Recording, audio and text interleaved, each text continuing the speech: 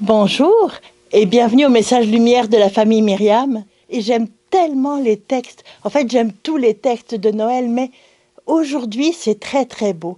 C'est comme si l'Église nous plante le décor. Elle nous dit dans l'antienne, un silence paisible enveloppait toute chose, et la nuit en était au milieu de son cours. Alors je me disais, mais ça, il parle de nous. C'est de toi et de moi, de ce qu'on vit en ce moment, que les textes de la Bible sont en train de parler. Un silence paisible. Quelquefois, notre silence n'est pas paisible. Quelquefois, il est douloureux. Quelquefois, il est boudeur. Quelquefois, il est attente. Quelquefois, il est anxieux. Notre silence n'est pas toujours paisible. Mais dans le silence, Dieu passe. Dieu passe toujours en douceur. Il aime la douceur, Dieu est très délicat, il aime la délicatesse. Et la nuit en était au milieu de son cours. C'est une bonne nouvelle. Il y a déjà la moitié de notre chemin qui est parcouru. Le salut s'approche de nous. Et qu'est-ce qui se passe au milieu de la nuit? Qu'est-ce qu'il s'est passé? Et qu'est-ce qui se passe encore? C'est la parole toute puissante du Seigneur vient. La parole s'incarne. Le Verbe, le Fils de Dieu, s'incarne et Jésus naît à Noël. C'est extraordinaire. Il naît dans... Évidemment, il y a beaucoup de vacarme, mais il naît, lui, dans le silence, dans la discrétion, dans la douceur. Il n'y a pas de trompette, il n'y a pas de grandes annonces publicitaires. Non, c'est petit, caché comme une toute petite graine qui va naître dans le silence, mais qui va donner naissance à des arbres et à des forêts. C'est exactement ça. La parole toute puissante vient s'incarner. Et elle vient s'incarner pour quoi faire?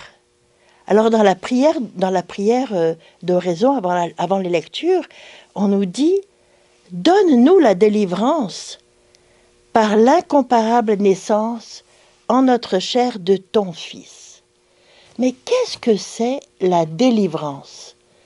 Pour toi, pour moi, pour l'être humain, pour toute notre humanité, qu'est-ce que ça veut dire la délivrance? Est-ce que ça veut dire être délivré de la maladie, être délivré des guerres, être délivré des disputes, être délivré de la famine? Oui, ça veut dire tout ça. Mais ça veut dire bien plus que tout ça. La délivrance, le salut que Jésus nous apporte, c'est qu'il nous rend notre vie d'enfant de Dieu, notre vie de fils, de fille.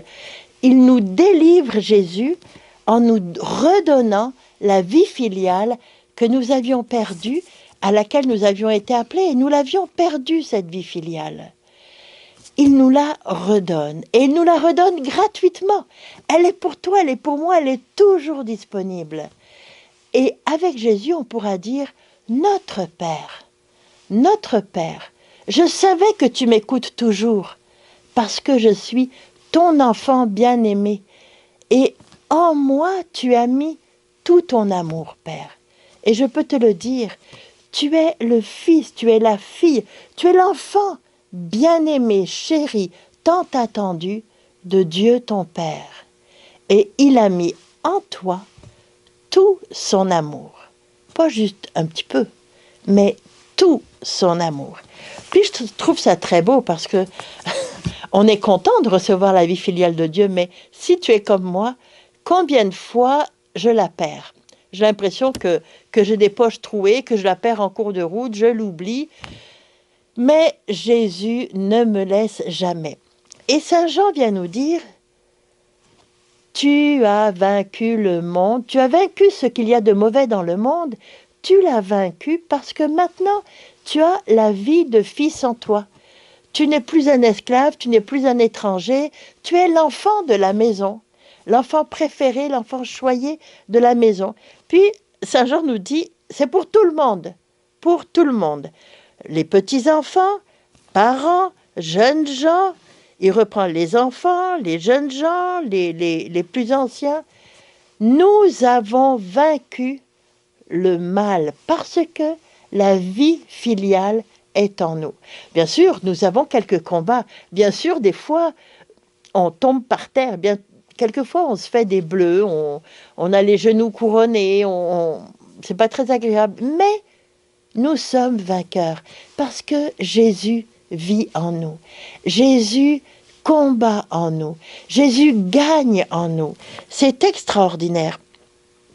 Puis il nous dit, ce qui nous fait tomber dans le monde, c'est la convoitise. La convoitise de la chair, la convoitise des yeux. Je vois quelque chose, je le veux pour moi. Je vois quelqu'un que j'aime, je le veux pour moi.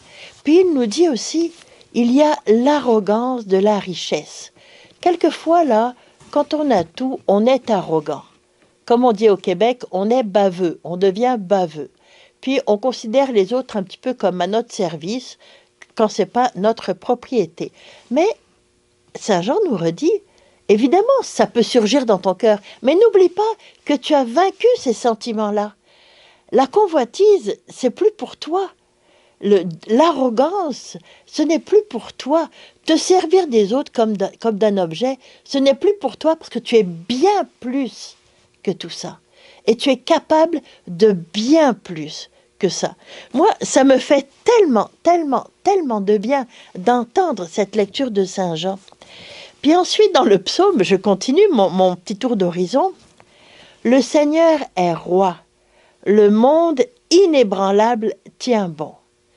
Dieu est Dieu dans tout l'univers, sur la terre comme au ciel. Il peut bien se passer beaucoup de choses, on peut bien l'oublier, mais Dieu reste Dieu. Dieu n'est pas Dieu à cause de moi. Dieu est Dieu parce qu'il est Dieu. Et parce qu'il est Dieu, il a un projet, un plan d'amour, il a un désir de fonder une famille, puis ce projet-là, il ne tombera jamais. Parce que c'est le projet de Dieu. Si c'était un projet humain, un projet du monde, ça passerait, comme les modes. Ça va, ça vient. Mais là, c'est le projet de Dieu et il tient bon. Alors, je trouve ça très beau d'avoir cette vie filiale en moi. C'est le projet de Dieu et Dieu est roi dans ma vie. Il est roi. Je peux l'oublier, mais Dieu, lui, ne l'oublie pas. Son alliance, elle est pour toujours. Puis dans l'Évangile, je vais passer toute la rencontre avec Anne et la présentation de Jésus, puis l'émerveillement de Anne la prophétesse, mais je vais juste terminer avec le dernier petit bout où on dit « L'enfant, lui, grandissait et se fortifiait, rempli de sagesse, et la grâce de Dieu était en lui. » Tout ce que Jésus a vécu, il l'a vécu pour nous et il le vit maintenant en nous, en toi et en moi. Alors, en ce moment, l'enfant, Jésus, la vie filiale en toi, la présence de Dieu en toi, grandit et se fortifie. Cette présence de Dieu, elle te remplit de sagesse au fur et à mesure, chaque jour un peu plus. Chaque fois que tu le laisses parler en toi, vivre en toi, la sagesse en toi grandit. Et la grâce de Dieu, l'amour de Dieu est sur toi pour toujours. Alors, dans le silence de ta vie peut-être, ta vie qui fait pas la une des journaux, dans le milieu de ta vie, Dieu vient avec sa toute-puissance. La parole vient vivre en toi et elle fait des merveilles. Et si tu laisses simplement la parole vivre en toi, alors le silence de tes yeux qui ne condamne pas, le silence de ta bouche qui saura taire une parole un peu dure, le silence de tes mains qui n'auront pas de gestes violents, le silence de tes gestes qui seront remplis de douceur et de délicatesse, alors le silence dans ton être dira au monde, à ceux qui sont autour de toi, Dieu aujourd'hui fait irruption dans ta vie et tu seras le témoin dont ton voisin, ton ami, ton frère a besoin. Passe une très très bonne journée. Au revoir et à demain.